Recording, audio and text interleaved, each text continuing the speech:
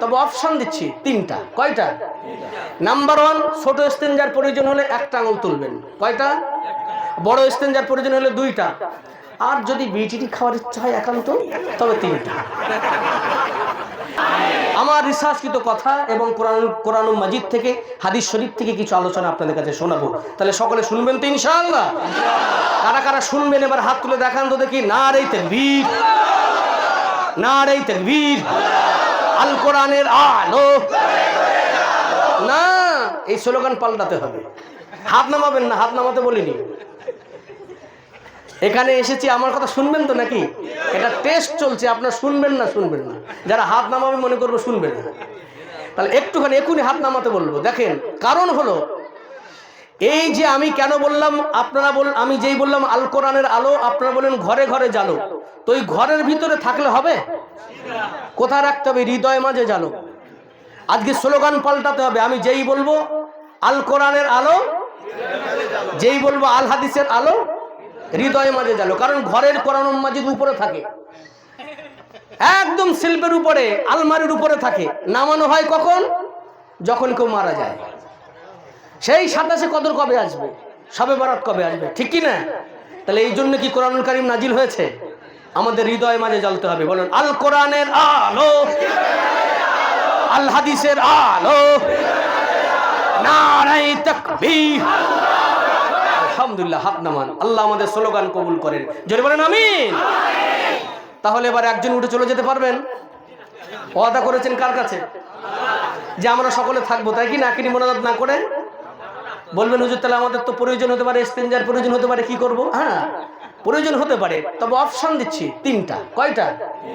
Number 1, ছোট ইস্তেঞ্জার প্রয়োজন হলে একটা আঙুল তুলবেন। কয়টা? বড় ইস্তেঞ্জার প্রয়োজন হলে 2টা। আর যদি বিটিটি খাওয়ার ইচ্ছা হয় একান্ত, তবে 3টা। আচ্ছা, পয়েন্টটি মনে আছে আপনাদের? নাম্বার 1, ছোট ইস্তেঞ্জার প্রয়োজন হলে কয়টা? বড় ইস্তেঞ্জার প্রয়োজন হলে, আর বিড়ি খাওয়ার দরকার হলে, মানে বিড়ি খাবেন। আল্লাহ আমাদের হেফাজত করেন। জোরে বলেন আমিন। এই যে এখানে আসছে দেখছি শুধু পান দিচ্ছে।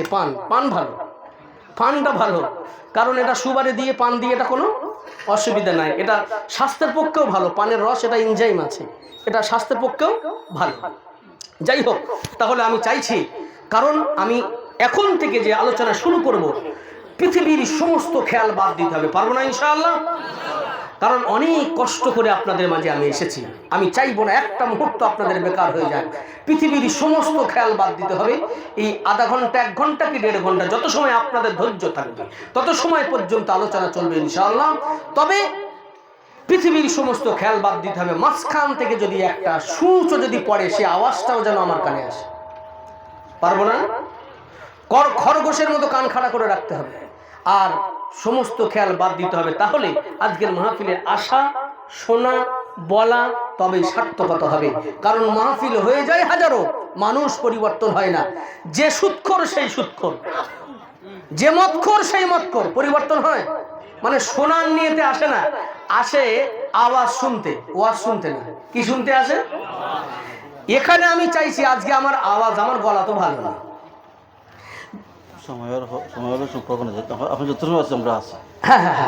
সময়ের কোনো বাধা নেই, মানে কোনো বাধা নেই। যত সময় আমি আছি তো আপনারা থাকবেন নাকি? না, আপনারা থাকবেন যতক্ষণ আমি থাকবো ততক্ষণ। উল্টা, আমি যতক্ষণ থাকবো ততক্ষণ থাকবেন আপনারা ইনশাআল্লাহ। জোরে বলেন না ইনশাআল্লাহ। তবে না, সারা রাত নেব না, কারণ আগামীকাল কলকাতা পশ্চিমবাংলা গিয়েও একদম এয়ারপোর্টের পাশে মাহফিল, মানে সেটাও গিয়ে আমার ধরা লাগবে। তো 3 দিন আগে, গত পরশু দিন আসাম থেকে আমি রিটার্ন হয়েছি। 3 দিন ছিলাম আসামে, আবার আজকে আসামে। মানে বুঝতে পারছেন, এক এক দিন এক এক জেলা, এক এক রাজ্যে, আর ওপার বাংলাদেশ পর্যন্ত কান ধরে নিচ্ছি। দাম বাড়াবার জন্য না, শুধু এই জন্য বোঝাতে চাইছি যে আপনারা মনে করছেন হয়তো সারা রাত বসিয়ে রাখবে না, নির্দিষ্ট সময় আছে, তার আগে শেষ করা হবে ইনশাআল্লাহ। তবে যে কথা না বললেই নয়, শুরুতেই আমি যে কথাগুলো যখনই বলবো সমস্ত কথার জবাব দেওয়া লাগবে। পারবেন তো ইনশাআল্লাহ? শুরুতেই, কারণ যদি আমি রাস্তা সোজা না করে নিই তাহলে গাড়ি কিন্তু ঠিক মতো চলবে না। ওই জন্য একটু মাঝে মাঝে আমাকে স্টারিংও সোজা রাখতে হবে। অতএব আমি আজকের আলোচনা, আজকের বিষয়বস্তু আমি শুরু করেছি। তবে যে কথা বলছিলাম, মানুষ ওয়াজ শোনে কিন্তু এখানে আসে, আওয়াজ শুনে চলে যায়, মন মানসিকতা নিয়ে ভালো থাকে না। কথা ঠিক কি না? কারণ তাই যদি হতো তাহলে কেন আজও পর্যন্ত মসজিদের ভিতরে বারান্দা 5 ওয়াক্ত নামাজে ভর্তি হয় না কেন? কথা বলেন, কথা বলেন। এখানে আছে, আওয়াজ শুনে চলে যায়। সকালবেলা বলবো ওয়াজ কেমন করেছিল আব্দুল্লাহ ইবনে মারুফ, কলকাতা থেকে বিরাট নাম দিল, কি ওয়াজ করেছেন? অনেকে বলবে এই যে রেকর্ডিং করছে না, বলবে আরে বাপ রে বাপ, ওয়াজ একেবারে ফাটিয়ে দিয়েছে। এই ওয়াজ কি ফাটানো জিনিস? বলে কি ওয়াজ করেছে বল? বলছে দাঁড়া শুধু ওয়াজটা শোন, শুধু মোবাইলটা শোনেই দেখ, রেকর্ডিং করছে সব। বলে শোন, মানে ওর মনে নাই, মনে আছে কার? মোবাইলের মনে আছে, ওর মনে নাই। অতএব আমি চাইছি না, রেকর্ডিং করছেন করুন, অসুবিধা নয়, তবে আমার আওয়াজটা নয়, আজকের মাহফিল থেকে কিছু নিয়ে যেতে হবে, কিছু শিখতে হবে, কিছু জানতে হবে, কিছু মানা লাগবে। কথা ঠিক আছে না? অতএব তাই আমি শুরুতেই আপনাদেরকে করজোড়ে নিবেদন করছি, আবারও আমার মন মানসিকতা একেবারে আমি রেডি, আপনাদের কিছু দেব, কিন্তু এবার আপনাদের নিতে হবে। পারবো না ইনশাআল্লাহ? আসুন, অনেক ওয়াজ নসিহত শুনেছেন আপনারা। শুরুতেই কেন আমরা নবীর নামে দরুদ শরীফ পড়ি না? অনেকে আবার গা চুলকায় যে এটা আবার করা যাবে না, দরুদ শরীফ পড়া যাবে না, এ দরুদ শরীফ পড়া যাবে না, ওই দরুদ শরীফ পড়া যাবে না, ওটা করা যাবে না, ওটা সহিহ হাদিসে নাই, ওটা অমুক জায়গাতে নাই। কথা বলেন ঠিক কি না? শোনেন, আমি রিসার্চকৃত কিছু কথা শুরুতেই আমি বলে নেব, তার আগে একটুখানি আমি শুরু করতে চাই, কেন মহাবিশ্বয় মহাগ্রন্থ কোরআনুল কারীম থেকে আজকের কিছু আলোচনা শুরু করেন, তারপর তাত্ত্বিক কিছু রিসার্চকৃত কিছু কথা আপনাদেরকে শোনাবো ইনশাআল্লাহ। তবে আবারও প্রায় জায়গাতে যেখানে যাই আমি এটা বলে থাকি, কারণ আজকের সাবজেক্ট, আজকের বিষয় যা কিছু বলবো সব হবে 1 নাম্বার। কয় নাম্বার? কারণ আমরা নবী পেয়েছি 1 নাম্বার না 2 নাম্বার? আচ্ছা, নবীর উপরে যে কোরআনুল মাজিদ এটা নাজিল হয়েছে 1 নাম্বার আসমানি কিতাব, 1 নাম্বার না 2 নাম্বার? 1 নাম্বার। তাহলে আমরা যারা বসে আছি 1 নাম্বার না 2 নাম্বার?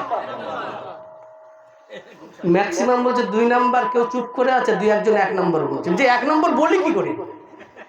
1 নাম্বার বলি কি করে? এত গোনা করি, এত আমরা গোনা করি, এত সব করি, আমরা 1 নাম্বার বলি কি করে? জানেন, কিয়ামতের দিন একটা প্রতিযোগিতার সৃষ্টি হবে। শুধু মর্যাদা বোঝেন, তারপর নবীর মর্যাদা বুঝবেন। আমাদের মর্যাদা আগে বোঝেন। কাদের মর্যাদা? আমাদের মর্যাদা আগে বোঝেন, তারপরে নবীর মর্যাদা বুঝবেন। দেখেন, কিয়ামতের দিন তামাম নবী রাসূলদের সমস্ত উম্মাতানিরা একটা প্রতিযোগিতা সৃষ্টি হবে, কারা 1 নম্বরে দ্বারে জান্নাতে যাবে। কারণ অন্যান্য নবী পাকের উম্মাতানিরা তারা বেঁচে ছিল 500 বছর, 600 বছর, 700 বছর ধরে বেঁচে ছিল। আর আমরা বাঁচছি কত বছর বর্তমানে? কথা বলেন, কথা বলেন। 60 থেকে 70 বছর। তাহলে আমাদের তুলনায় তারা হায়াত বেশি পেয়েছিল না কম? তারা আমাদের তুলনায় আমল করার সুযোগ বেশি পেয়েছিল না কম? তাহলে হিসেব, তারা তো 1 নম্বরে জান্নাতে যাওয়ার কথা,